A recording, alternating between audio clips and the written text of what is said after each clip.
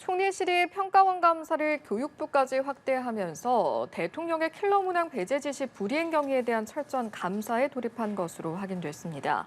한편 정부가 사드 환경 영향 평가에서 전자파가 인체와 주변 환경에 미치는 영향이 미미하다는 결과를 발표하면서 주민들과 사드 반대 단체들의 반발이 거센데요. 오늘의 정치권 소식 짚어보겠습니다. 정연국 전 청와대 대변인, 복기왕 전 민주당 선대위 대변인 두 분 모셨습니다. 어서 오십시오. 안녕하세요. 안녕하십니까? 자, 먼저 총리실의 복무감사 이야기부터 해보려고 하는데요. 지금 평가원에서 범위가 교육부로까지 확대가 됐습니다. 일단은 그 배경 어떻게 보시는지 한번 분석해 보겠습니다. 그야말로 복무감사인 것 같습니다. 말하자면은 지난 3월이죠. 매년 3월 이 수능의 출제 방향에 대해서 발표가 됩니다. 그 당시에 이제 대통령이 이른바 킬러 문항, 초고난도 문항을 말하는 것이죠. 이 문항을 배제하라고 지시를 했고, 또 교육부도 그 당시 3월에 그런 출제 방향에 대해서 발표를 한 것으로 알고 있습니다. 그런데 지난 6월 모의고사에 이게 반영이 안 됐다는 것 아니겠습니까?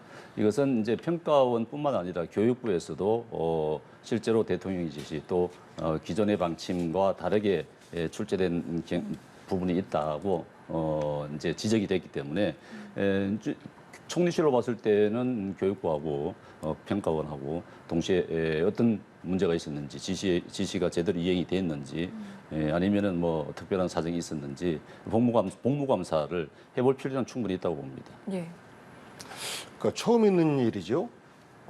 최소한 문제 제기를 하고 혹은 뭐 그 시험 내용에 대해서 바꾸고 그러고 싶어도 최소한 그 수능 시험은 끝나고 나서 바꾸는 것이 지금까지 보통 관례였어요. 그런데 중간에 이렇게 문제 제기를 하고 이를 통해서 그 평가원장이 이제 사표를 냈지 않습니까? 책임을 지고 물러나겠다. 근데 더 이상 있을 수가 없다라고 네. 물러난 거 아니겠습니까? 그러면서 평가원장이 한 이야기가 대통령의 킬러 문항 등 난이도가 높은 문제를 내지 말아라라는 지시를 전달받은 적이 없다라고 했어요. 교육부로부터. 그러니까 이 부분에 있어서 복무점검은 해야 되는 것이죠. 대통령과 그 교육부 고위층에서 결론이 난 부분에 대한 그 실무부서로의 전달이 제대로 됐는지는 이제 복무점검부터 좀 확인을 해봐야 되는데 저는 조금 안타깝습니다. 우리 학생들이 얼마나 갈팡질팡하겠어요. 그리고 아직도 우리 사회가 수능을 통해서 어느 대학을 가느냐가 그 인생에 어마어마한 영향을 미치고 그래서 앞으로 5개월 남은 수능 때문에 바짝 긴장하고 있는데 이번 수능 시험은 도대체 어떻게 나온다는 거야? 이런 궁금증을 누구나 다 갖는 거 아니겠습니까? 그래서 그동안에는 예상된 어떤 난이도 정도를 보고 약간 어려우면 불수능, 조금 쉬우면 물수능 그러면서 불수능이 오르냐 물수능이 오르냐에 대한 여러 가지 뭐 갑론을박들이 이어져 왔지 않습니까? 그런데 이걸 가지고 대통령이 직접 문제를 삼는다라는 것에 대해서 상식적이지 않다라는 의견들이 굉장히 많고 특히나 6월 모의고사가 너무 어려웠다. 이런 것이 교육 현장에서 문제 제기가 되고 했다면 모르겠어요. 그런데 교육 현장에서도 6월 모의고사가 얼마나 어려웠는지 혹은 뭐 심했다. 뭐 이런 어떤 언론의 지적이라든지 단 한마디도 없었는데 이상스럽게 대통령 발 사고가 터진 거예요. 그래서 이거를 복무점검이다 마치 공무원들이 모두가 다 잘못한 것처럼 분위기를 만들어가는 것에 대해서 이해하기 어려운 측면이 좀 더 많습니다. 네. 이것은 오해가 조금 있을 수 있을 것 같은데 복무감사라는 것은 공무원들의 업무와 관련된 것이고 시험 문제 출제와 관련된 것은 아닙니다. 그렇기 때문에 학생들에게 혼란을 줄 사례는 그런 예는 발생하지 않을 것입니다. 이건 단지 이제 국무조정실에서 교육부와 평가원에 대한 공무원들의 업무와 관련된 것이기 때문에 출제 방향과는 전혀 다르다 말씀을 드립니다. 예. 혹시 덧붙이실 내용이 그러니까 출제 예. 방향이 6월 모의고사에 킬러 문항 빼라고 했는데 안 뺐기 때문에 평가원장이 사실상 경질당한 거잖아요. 그래서 6월 모의고사가 그렇게 어려웠나? 라고 의문을 제기하는 그 수험생들, 이 사람들은 그럼 도대체 수능은 어떻게 낸다는 거야? 이러면서 어떻게 공부해야 되는지에 대한 갈팡질팡이 지금 현장에서 벌어지고 있는 것이 현실입니다. 그런 혼란을 대통령이 조장한 거라고 봐야 되는 거죠. 대통령이 조장했다기보다 지금 사교육 억제, 공교육 강화에 대해서는 어느 정당을 떠나서 누구나 공감을 하는 부분 아니겠습니까? 지금 이제 5개월 전에 이런 킬러 문항에 대해서 배제를 하라. 한 지시가 내려졌다 이렇게 오해를 하는 것 같은데 그게 아니고 올 초부터 그렇게 방향이 정해져 있었던 것입니다. 그게 이제 이번 모의고사에 그게 반영이 안 됐다고 하는 것이 문제인 것이고 현장에서 지금 학생들이 사실 기조가 바뀌면은 굉장히 혼란스럽고 하기 때문에 충분히 좀 조심해야 될 부분들이 있습니다. 그런데 예. 지금 이 부분은 사교육 가운데서 모의고사에서 정말 어려웠느냐 우리가 말하는 불수능이나 불수능이 너냐 아니냐 뭐 이런 문제가 아니고 예. 정말 우리 킬러 문항에 배제를 하라고 했는데 킬러 문항이 여전히 들어가 있고 또 이 부분은 걸러져야 되는 것인데 그런 게 실행이 되지 않는 문제가 있기 때문에 예. 공부 감사를 하는 것이고 또 앞으로 우리가 그렇지 않습니까? 이 정말 100명 가운데 99명이 풀지 못하는 이런 문제를 내서 뭐 하겠습니까? 사실 어떤 소용이 있겠습니까? 물론 변별력을 강화시켜서 최상위권에 있는 학생들을 이제 걸러내는 것은 거기에 대해서 등급의 차이가 한 문제로 인해서 등급의 차이가 나눠질 수 있는 그런 부분인데 이게 그런 사실 실효성이 없는 문항 이런 걸로 해서 그 문항을 풀기 위해서 학생들이 학원을 가야 되는 그런 상황은 바로 잡아야 되는 것이 맞는 것 아니겠습니까? 그러니까 결국에는 덧붙일 예. 말씀 있으십니까? 그러니까 결국은 수능을 어떻게 내느냐 이게 이제 최종 결과인 것이고 이 수능 시험 가기까지의 몇 차례 모의 평가를 하는 거잖아요. 모의 평가 과정에서 문제를 삼고 사실상 평가원장 경질을 한다 말이 안 되는 거죠. 예를 들어서 6월 모의 평가를 해보니까 이전은 이것도 난이도가 좀 높은 것 같다라고 하면 그것을 보고 수능 문제를 조정을 하는 거예요. 그리고 그거는 전문가들 몫이에요. 대통령이 수능 전문가입니까? 대통령이 입시 비리 수사했다고 해서 수능 전문가라고 국민의힘 의원들이 그런 말 하던데 그 정말 지나가는 소가 웃을 일이죠. 난이도의 문제가 아니고요. 그래서 어쨌든지 간에 난이도의 문제인 거죠. 핵심은 킬러 문항 그러면서 그 공교육 밖에서 공부해서는 소용없다라는 것을 통해서 공교육을 정상화시키겠다 뭐 이런 의지까지도 있는 것 같은데요. 대통령 전문가 아니지 않습니까? 그런데 전문가 아닌 분이 교육 현장을 이렇게 혼란스럽게 하고 있는 것에 대해서 우리 국민들과 직접 대상자인 수험생과 그 학부모들이 걱정이 너무 많다. 이것을 덜어드리기 위한 노력을 정부가 해야 된다라는 말씀에 알겠습니다. 대해서 예. 핑계대지 말고 좀 들었으면 좋겠어요. 이 정부가. 그 난이도의 문제가 아니고 말이죠. 교과 내의 출제라는 것이죠. 교과 내, 교과 범위 내에 있는 출제가 돼야 되는 것인데 교과 범위 밖에 있는 문제들이 출제가 되고 그게 그 문항들이 굉장히 고난도의 어려움을 가져오는 그런 문항이기 때문에 문제가 되는 것이지 교과 내에서 굉장히 어려운 문제들이 낸다 하면은 그건 상관없는 알겠습니다. 것이죠. 교과 자, 밖의 문제인 것이죠. 결국에는 두 분 다 이제 우리 학생들을 위한 관점에서 말씀을 해주신 거니까 그럼 이 질문을 제가 드리겠습니다.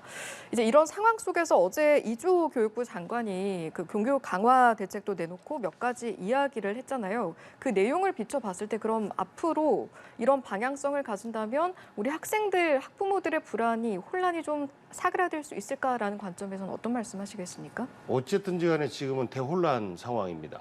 그리고 지금 내놓는 교육부의 처방에 대해서 어떤 신뢰를 할까?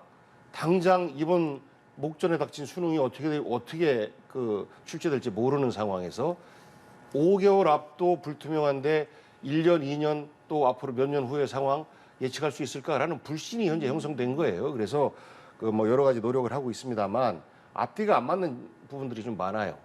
예를 들어서 킬러 문항을 배제하고 보편적으로 기본 어느 정도의 소양을 갖추고 있는 친구들은 수능을 다 편안하게 볼 수 있도록 한다라는 취지에 대해서 공감하는 분들이 굉장히 많을 겁니다. 그러면 이것이 똑같이 중학교, 고등학교의 이 교육과정 전반으로 연결돼야 되거든요. 그렇게 되면 그 문항을 어려운 문제를 뺀다라고 하는 것은 특목고들 그리고 국제고, 자사고 이런 부분들을 해체하는 보편적 교육을 강화시키는 이쪽과 맥이 맞는 건데 그렇지 않아요. 오히려 그런 보편적 교육을 강화시키는 부분은 쑥 빠지면서 대안들이 나오니까 그 교육 대책의 철학이 보이지 않는다. 왔다 갔다 들쑥날쑥한다. 혼란스럽다. 근데 이주호 장관이 어제 출제 기조가 바뀌는 건 아니다 수능이 이런 말 하기는 했잖아요. 그러니까 기조가 바뀌는 게 아니면 예. 왜 그 평가원장을 경질을 합니까? 그러니까 이해가 안 되는 거죠. 말로 모면하려고 하지 말아라. 그리고 혼란을 줘서 죄송합니다라는 말을 해야 되는 거죠. 근데 대통령이 말하는 건데 대통령 말에 대해서 책임을 어쨌거나 교육부 장관이 대신 지는 것이고 그리고 실질적인 그 책임은 또 평가원장이 지는 것이고 이러는 거죠. 전에 뭡니까 5세 입학 문제도 대통령의 말이 화근이었는데 결국은 이것이 교육부 장관의 책임으로 이렇게 미루어지면서 교육부 장관 그만두고 이런 것들이 반복되고 있어서 대통령은 정말 무거운 자리입니다. 대통령의 한마디가 우리 국민들에게 어떤 그 반응을 주는지에 대해서 여러 차례 확인을 했잖아요. 그러면 이런 것 가지고 가타부타하는 이런 가벼움 속에서 국민들의 혼란을 주는 것 안 했으면 좋겠고 저는 교육부 장관이 대신해서 그 책임을 지려고 하는 모습 가상하긴 합니다만 국민들은 그렇게 보지 않을 것이다. 대통령이 연초에 그렇게 지시를 했는데 평가원장은 그 부분을 반영하지 않고 모의고사를 했다. 그러면은 그럼 그거는 모의고사지 않습니까? 다음에 수능 때 그러면 또 역시 그런 기조를 갖다가 그대로 유지를 했다. 그러면은 이거 정책 기조하고 전혀 달라지는 것 아니겠습니까? 그렇다 그러면은 본인이 스스로 물러나는 것이 맞는 것이죠. 대통령의 말이 문제가 아니라 대통령 벌써 이미 연초에 지시를 했던 겁니다. 거의 따르지 않은 것이죠.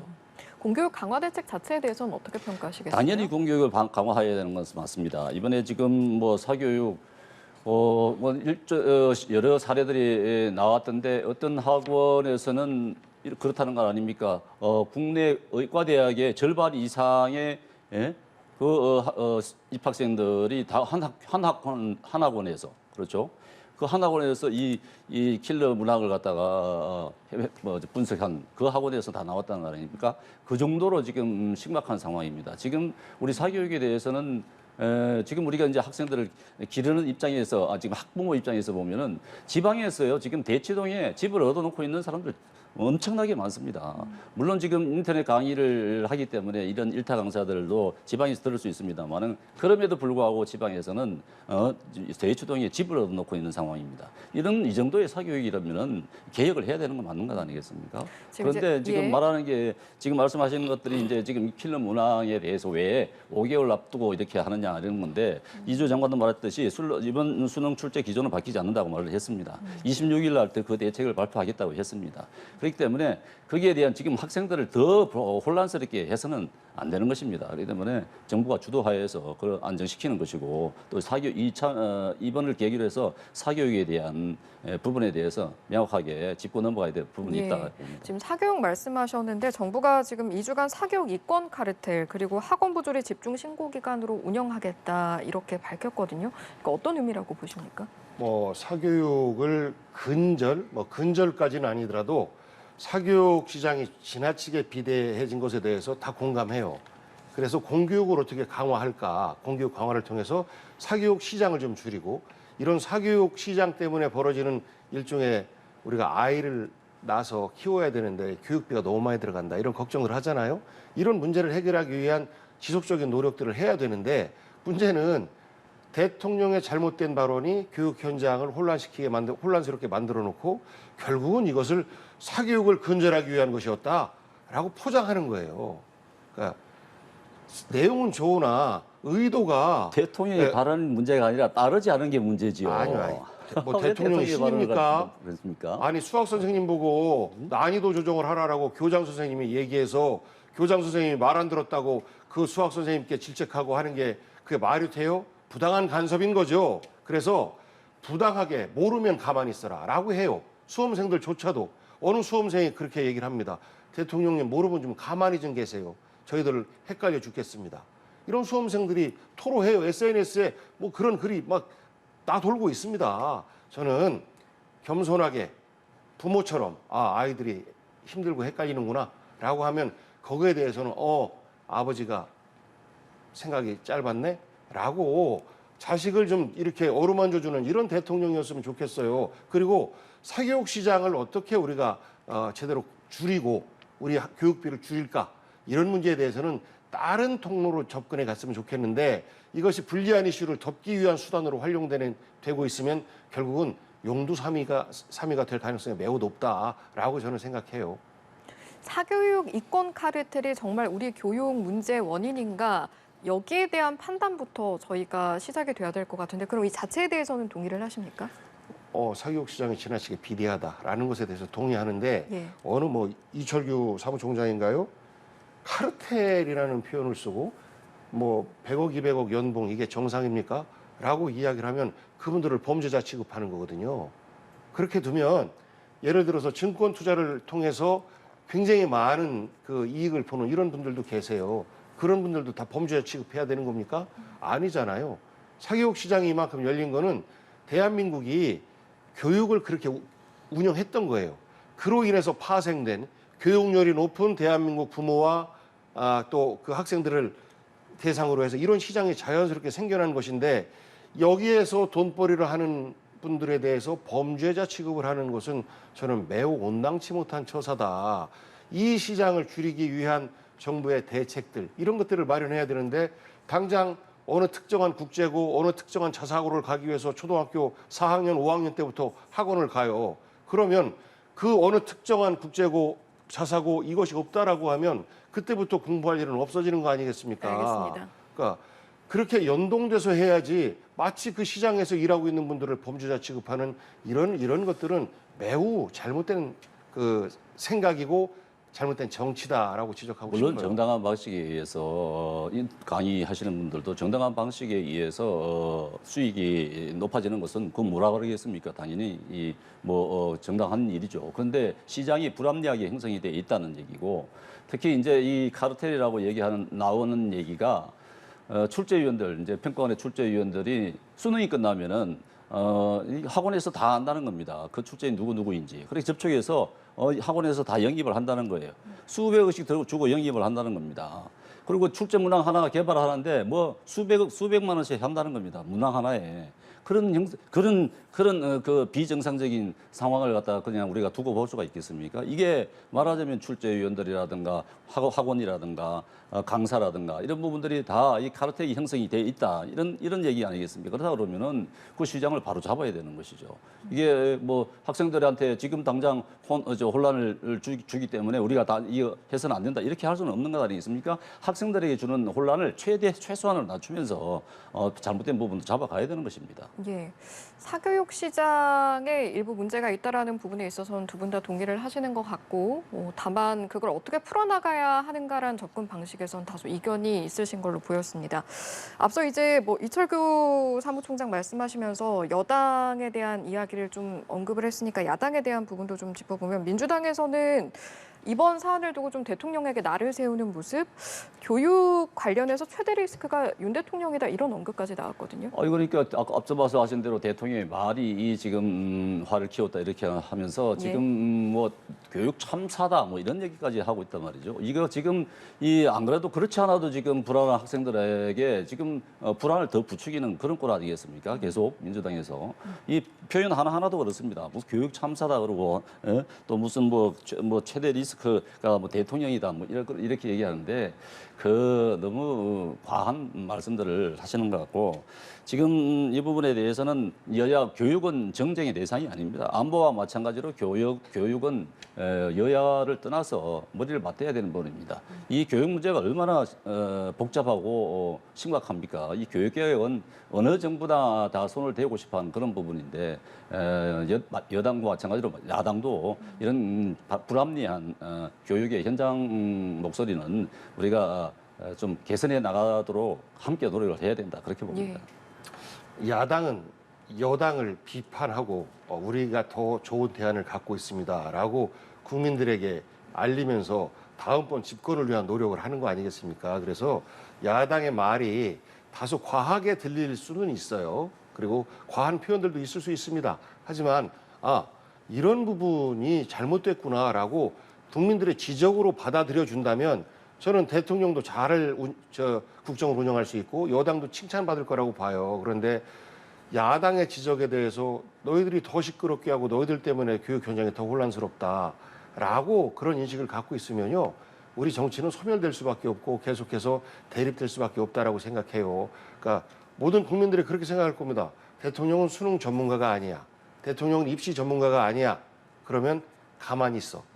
전문가들이 알아서 하게. 그리고 그 시험의 난이도 조정 또한 전문가들의 몫인데 대통령은 이 난이도가 좀 더 낮춰졌으면 좋겠다라는 의견 정도. 그래서 대통령 임기 동안 그 의견이 어느 정도 시험을 통해서 반영될 수 있었으면 좋겠다라는 생각들을 국민들이 갖게 하면 돼요. 그런데 모의고사 평가 하나 보고 마치 뭐 큰 사달이 난 것처럼 지금 이렇게 그 요란 떠는 것을 보고 걱정스럽다. 대통령 한마디에 이렇게까지 대한민국이 혼란스러워지면 되겠는가 이런 걱정을 하니까 저는요 오해입니다. 그리고 수능 정상적으로 잘 치를 겁니다. 그리고 이런 것들이 국민들에게 불편하게 다가갔다면 앞으로 더 말에 조심을 하겠습니다라고 하면 대통령 잘못을 받아들일 줄 아네 이러면서 국민들이 걱정을 좀 덜 텐데 지금 그렇지 않고 있으니 야당의 공격이 더 세지는 겁니다. 그러니까 야당에서도 뭐 교육 현장이 뭐 쑥대밭이 됐다 이런 말씀을 할 게 아니라 대안을 내놓는 것이 좋지 않겠습니까? 대안을 어떻게 하는 것이 좋겠다. 그래서 대안을 내놔야지 이거 뭐 참사다 쑥대밭이다 그렇게 하면서 불안을 조장하는 것이 그게 바람직하냐 이겁니다. 예, 일단 저 대통령 말이 잘못됐다라고 공격하는 거라 그거에 대한 대안은 뭡니까? 대통령 바꿀 수도 없고 말 조심하겠습니다라고 국민에게 겸손하게 인정하고 반성하는 대통령의 모습을 기대합니다. 자, 알겠습니다. 오는 26일에는 사교육비 경감 대책이 또 발표가 된다고 하니까요. 앞으로도 이 교육 관련한 내용은 계속해서 뜨거운 감자가 될 것으로 보입니다. 주제를 바꿔보겠습니다. 사드 기지 환경 영향 평가 이야기를 해보려고 하는데 이제 정부가 결과를 발표를 했는데 그 내용을 보니까 인체와 주변 환경에 미치는 영향이 미미하다 이런 결론이 나왔습니다. 근데 이제 여기에 대해서 주민들 그리고 반대하는 단체들이 좀 반발을 하고 있는 상황이거든요. 일단 반발이 있긴 한데 결과가 또 이렇게 나왔으니 앞으로의 상황 어떻게 좀 전개가 되겠습니까? 이 사드 기지 배치 만들어질 때를 한번 생각해 보십시오. 어떤 일이 있었는가? 이 사드 전자파로 인해 가지고 상주 참외가 뭐 전자파에 튀겨진다 이런 얘기까지 나왔습니다. 어마어마한 사회 혼란을 부추겼던 것이죠. 민주당 그 다 가세를 했던 겁니다. 근데 지금 결과가 이번 환경영향 평가가 나왔습니다. 6년 만에 나왔습니다. 문재인 정부 때 안 하다가 이제 결국 이제 지금에서 6년 만에 나왔는데 지금 환경영향 평가 결과는 전자파의 영향이 지금 핸드폰 기지국보다도 못하다. 기준치 530분의 1 정도밖에 안 된다는 거 아니겠습니까? 전혀 영향을 미치지 전자파 영향이 없다는 얘기입니다. 그럼 2016년도에 그러면은 이 사드 기지 배치할 때 그럼 어떻게 했습니까? 민주당. 반대 단체들과 함께 어떤 얘기를 했습니까? 그렇다면은 민주당 반성을 해야죠. 죄송하다고 얘기를 해야 되는 겁니다. 지금 민주당에서 혁신위 지금 구성이 돼서 지금 활동이 있습니다만은 저는 혁신위가 해야 될 일이 예. 말하자면은 지금과 같은 이런 괴담을 생산해서 재생산해서 확산시키는 이런 문제, 또 가짜 뉴스를 퍼뜨리는 문제, 이런 문제. 국민들을 불안하게 만드는 이런 선동의 문제, 이런 문제를 하지 않겠다. 그 선동, 괴담, 가짜뉴스 조장, 금지를 선언해야 된다고 봅니다. 그 정도가 돼야 이게 혁신인 것이지. 지금 뭐 전당대회 돈봉투 사건을 첫 번째 안건으로 내세웠던데 나중에 보면은 주제가 나중에 보면은 그런 사소한 것이고 민주당이 혁신을 한다면 그 정도로 해야 될 것 같습니다. 지금 이게 보십시오. 지금 상주 예. 참외가 지금 뭐 전자파에 튀겨졌습니까? 참외가 지금 맛이 상주 참외 맛있다고 해서 지금 생산량이 폭주하고 있습니다. 자, 알겠습니다. 그때 하셨던 말씀들을 예. 되새겨 봐야 되는 것이에요. 알겠습니다. 얼마나 사회를 불안하게 만들었습니까? 예, 일단은 결과가 이렇게 나왔고요. 그런데 이제 또 주민들은 쉽게 받아들이려고 하지 않는 상황이다 보니 사드 기지 정상화를 기존대로 좀 속도를 내야 할 것인가 아니면 조절이 여전히 필요할 것인가라는 관점에서 한번 답변 들어보도록 하겠습니다. 네, 우선 하신 말씀 중에서 예. 말도 안 되는 주장들은요. 서로 간에 심한 SNS의 주장이지 당의 주장이 아니었어요. 그렇게 말씀하시면 안 됩니다.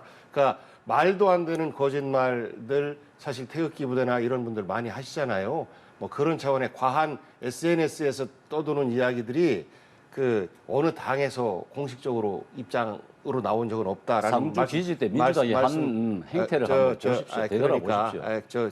그 확인해 드리고요.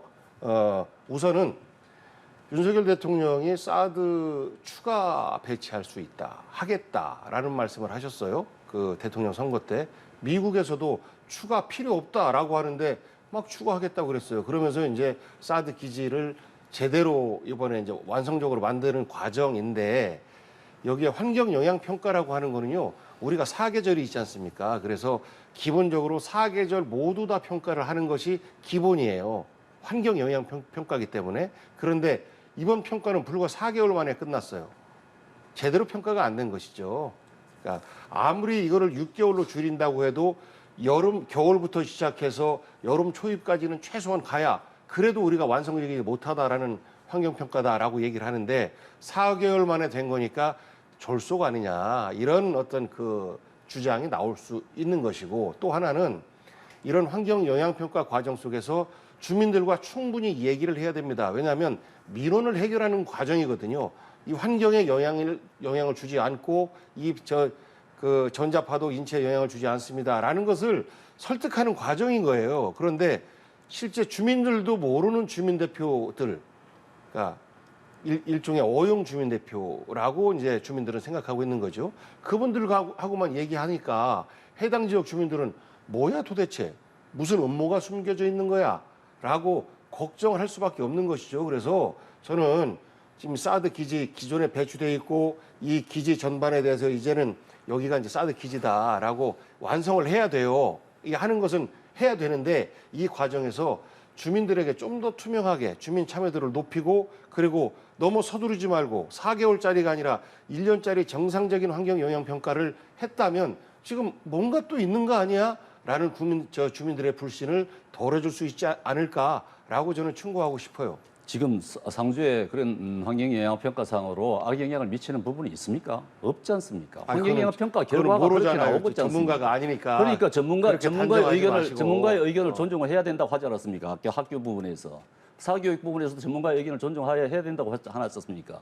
그렇죠. 전문가의 의견을 존중을 해야죠. 왜 그렇게 반대만 하십니까? 올바른 지적이 나오면 잘못했다 그러면 받아들여야죠. 정확하게 제 말씀은 두 가지로 정리를 할게요. 하나는 주민들을 설득하는 과정이어야 되는데 주민들을 설득하지 못하고 주민 대표가 참여하지 못한 의혹이 있다라는 것 하나 하고 환경 영향 평가는 기본적으로 사계절을 갖고 있는 대한민국에서는 12개월, 1년을 정상적으로 본다라고 하는데 이거를 불과 4개월밖에 안 했으니까 졸속적인 환경 영향 평가 아니냐 이 부분에 대해서 저는 해답을 내놔야 된다라고 6년이 걸렸습니다. 6년이. 그렇다 그러면 왜 문재인 정부 때는 왜 안 했습니까? 알겠습니다. 아니야.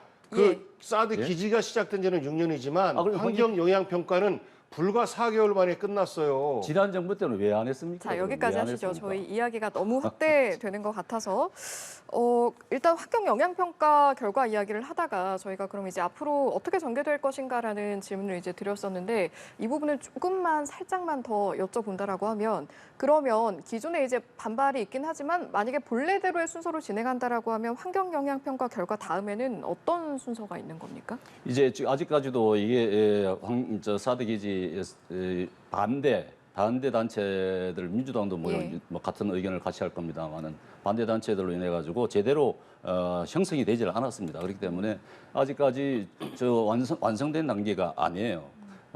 그동안 여러분도 기억하시겠습니다만은 저쪽에 들어가는 물자들도 제대로 못 들어가서 차단을 시키는 바람에 안에 계시는 분들 엄청나게 힘들어하고 공수도 하고 그랬지 않았습니까? 그렇기 때문에 제대로 그동안 형성이 되지 않은 그런 상황이기 때문에 아직 완성된 단계가 아니기 때문에 좀 더 갖춰져야 된다고 보여집니다. 남아있는 이제 그런 과정들을 설명을 해주셨는데 여기서 조금 더 뭔가 추가됐으면 하는 그런 과정들이 있다면 어떤 게 있을까요? 이제 이게 도시계획으로 보면 그 지역의 도시개발을 완성하는 개발을 끝내는 그런 과정인 거예요.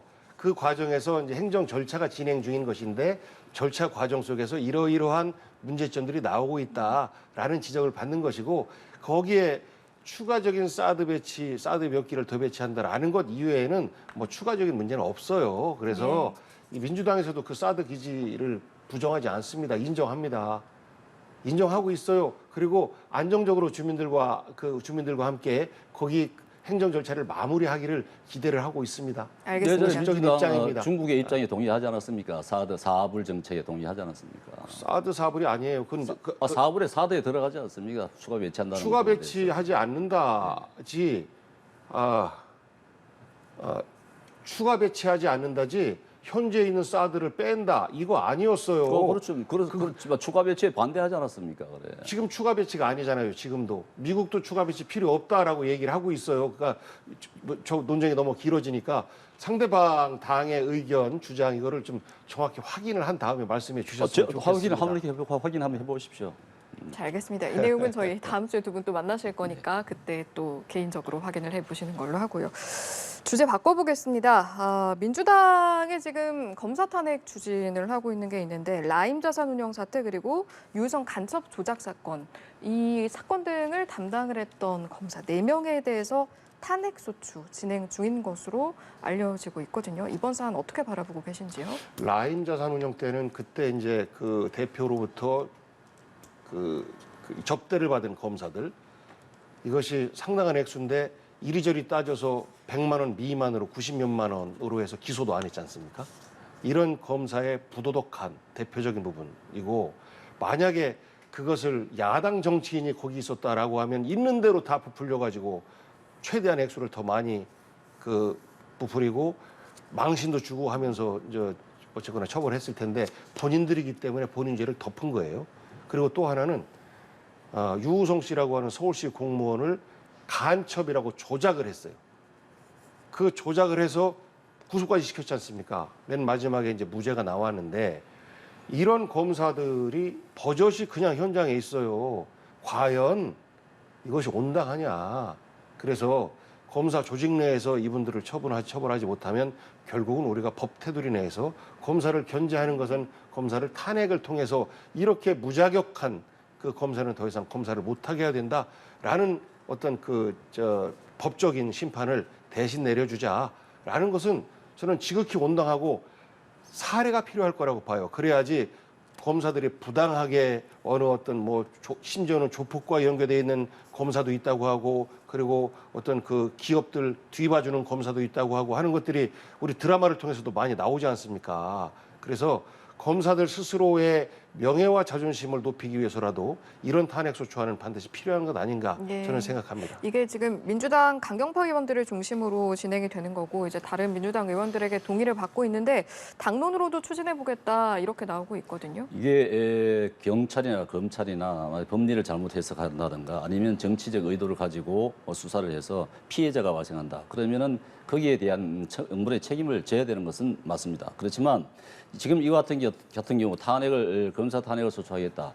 이거는 이제 송영길 대표 같은 경우는 지금 뭐라고 주장을 하고 있냐면은 검사들이 지금 증거를 조작하고 증거를 조작하고 있기 때문에 자기를 지금 그 과정에 있기 때문에 자기를 소환해서 조사를 하지 않고 있다 이런 얘기까지 하거든요.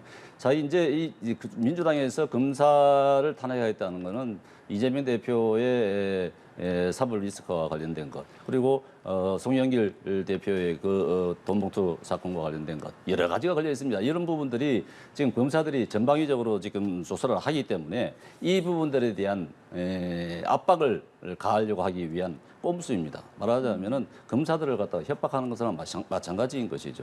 지금 이런 전략으로 지금 검사들을 협박을 하면서 자기들이 이제 벗어나겠다, 좀 관심도에서 멀어지겠다 하는 것인데, 근데 이런 것은 뭐 바람직하지 않다고 봅니다. 만약에 그분들이 깨끗한 분들이고 정말 혐의가 없는 분들이라 그러면은 이런 주장을 한다면은 받아들일 수 있을 것입니다. 그렇지만 민주당 내 많은 분들이 이 송영길 의원을 비롯해서 많은 분들이 지금 비리 혐의를 받고 있고 지금 용의자 선상에 올라 있는 분들이 많은 가운데에서 검사 탄핵을 주장한다. 이것은 그냥 진정성이 없는 것이죠. 이게 송영길 전 대표를 말씀을 하시니까 지금 송영길 전 대표와 한동훈 장관이 또 이제 공방이 이어지고 있는 부분이 있는데 송 전 대표가 증거 조작 이야기를 하면서 한동훈 검찰의 증거 조작 때문에 내 검찰 소환이 늦어지고 있다라고 이야기를 하니까 한동훈 장관은 당대표까지 하신 분인데 왜 괴담에 가담을 하는가 이렇게 들고 나왔거든요. 이런 공방은 어떻게 보이세요? 지금 처음은 아니에요? 글쎄 이제 피의자로 지목된 송영길 대표 같은 경우는 본인의 어떤 그 정당성을 끊임없이 주장할 수 있죠. 이것에 대해서 법무부 장관이 번번이 대꾸한다. 글쎄요, 별로 바람직해 보이지 않습니다. 법무부 장관 내놓고 국민의힘의 정치인의 한 사람이라면 그럴 수 있는데 법무부 장관이 저렇게 대꾸를 하니까 그 야당 혹은 국민들에게 걱정을 주는 것 아니겠습니까? 법무부 장관이 과연 공정한가? 가운데 서 있는가? 그 정당과 어떤 정치적 이익 이런 걸 모두 떠나서 공정한 법무부 장관인가 하는 의구심을 갖게 해요. 다만 송영길 대표가 또 주장하는 부분도 내가 파리에서 그렇게 들어오라고 해서 일찍 들어왔는데 조사도 여태 안 하고 시간을 한참 갖고 여론적으로 송영길 대표에 대한 도덕성을 계속해서 공격을 하고 있고 그러면 나를 좀 빨리 수사를 해줘라 라는 호소예요. 그러면 법무부 장관이 정책으로 판단한다면 검찰총장한테 이렇게 너무 수사가 길게 끌리고 있으니 최대한 빨리 가는 게 부담이 좀 적겠다라는 의견 정도는 줄 수 있겠죠. 근데 이거를 공개적으로 괴담에 참여한다라고 하는 것은 궁지에 몰린 피의자의 항변조차도 들어주지 못하는 그런 야박한 모습으로 비춰질 수가 있다라고 생각합니다. 송영길 대표 참 안타깝습니다. 정말 해서는 안 될 말씀들도 많이 하고 있고 지금 방송에 나와서 어제도 그렇고 그제도 그렇고 검사들이 증거를 조작한다 뭐 그런 얘기하면서 또 녹취록상으로 전화 통화가 녹음되어 있었던 것 아니겠습니까? 적나라하게 그 상황들이 묘사가 되고 있는데 그분들이 뭐 목소리가 다르다든가 다른 사람이라든가 뭐 이런 얘기도 하고 있고 뭐 또 뭐라 그랬습니까? 뭐 자신들 자기를 자신 빨리 자기들을 조사를 해줬으면 좋겠는데 예. 다른 부서를 바꿔달라고 한다든가 뭐 온갖 얘기들을 다 하고 있는데 저런 명백하게 혐의점이 드러나고 있는 물론 아직까지는 알 수는 없습니다만은 그 통화 내용상으로 보면 아주 구체적으로 명백하게 드러나고 있는 부분에 대해서도 모두 다 부인을 하면서 이렇게 결백한 것처럼 말씀을 하고 계시는 부분에 대해서 정말 양심적으로 이 참 낯이 부끄러워서 저런 말씀을 할 수 있을까 할 정도로 참 안타깝습니다. 이 내용도 짚어볼까요? 김기현 대표가 국회의원 불체포 특권 포기 관련해서 교섭단체 대표 연설을 하면서 이제 국회의원 전원에게 제안을 했었는데 하루 만에 여당 의원 67명이 서명을 했다라고 하거든요. 지금의 상황 어떻게 바라보고 계신지요? 의총에서 그렇게 하자라고 해서 이재명 대표가 나의 불체포 권리를 포기하겠습니다라는 것을 물타기 하고 싶은 쇼지요. 그런데 저는 진짜로 국회의원들의 이런 특권을 없애고 싶다라고 한다면 헌법 바꾸는 게 맞다라고 생각합니다. 그 서명에 동의하지 않은 김웅 의원 모처럼 만에 저는 바른 선택을 했다라고 봐요. 쇼입니다. 그야말로 쇼입니다. 그러니까 실제로 헌법을 바꿔서 그 국회의원의 불체포 특권이 불필요하다라고 생각한다면 개헌하면 됩니다. 그런데 그거는 안 하고 서명만 해요. 이 서명은요, 난 그때 그냥 당에서 하라고 해서 할 수 없이 했어. 라고 핑계대면 끝나는 것이고, 그땐 그때고 지금은 지금이야. 라고 말 바꾸면 끝나는 거예요.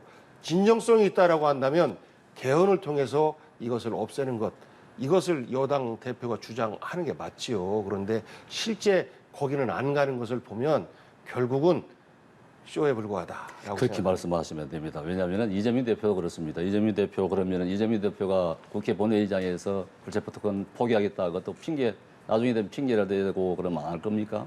그렇게 말씀하시면 안 되는 것이고요. 나중에 혹시 나도 걱정됐습니다. 이재명 대표가 불체포 특권 폐지하겠다니 국민들이 진짜 믿더라. 이런 말씀을 나중에 할까 봐 걱정이 되는데 그렇게 해서 안 되고요. 이 쇼도 이런 쇼 같으면 해도 된다고 봅니다. 다 전원이 서명을 하세요. 개헌을 한다면 개헌이 굉장히 복잡한 문제이기 때문에 이런 국회의원들이 다 동의를 해서 같이 함께 한다 그러면은 이것은 개헌 아니라도 충분히 가능한 부분입니다. 불체포 특권 충분히 가능한 부분이에요. 그러면은 국회 안 열리고 나 나가겠다. 국회 열지 마세요 할 수도 있는 부분입니다. 그렇기 때문에 그거는 지금 민주당 의원들 가운데서는 동의하지 않는다고 하는 부분도 많지 않습니까? 불체포 특권 포기하지 못하겠다는 부분들 많지 않습니까? 그것은 만약에 뭐 민주당 의원들이 어제 김기현 대표가 한 것처럼 똑같이 우리 동시에 하자 이렇게 했다 그러면은 오히려 더 좋은 평가를 받을 겁니다. 그럼 서명 안 한 의원들은 계속해서 유지하고 서명한 의원들은 본인에게 이제 체포동의안 왔을 때 본인은 포기하고 이렇게 되면 그때마다 회기를 닫아야 돼요. 회의하다가. 이 말도 안 되는 이게 코미디가 연출될 수가 있어요. 그래서 궁극적으로 이 제도가 불합리하다라고 생각하면 개헌을 하는 게 의지만 맞습니다. 있으면 가능하면 그 회기 의사를 중이라도 내가 나가면 밝혀주시면 됩니다. 국민들도 어느 정도 믿을 것 같다라고 자. 생각해요. 알겠습니다. 불체포 특권 포기 관련해서 그 어느 때보다 거대 담론이 오고 가는 것 같습니다. 앞으로의 상황 함께 지켜보시고요. 오늘 말씀 여기서 마무리하도록 하겠습니다. 복귀왕 전 민주당 선대위 대변인, 정연국 전 청와대 대변인, 오늘은 두 분과 이 시간 함께 해봤습니다. 고맙습니다. 그렇습니다.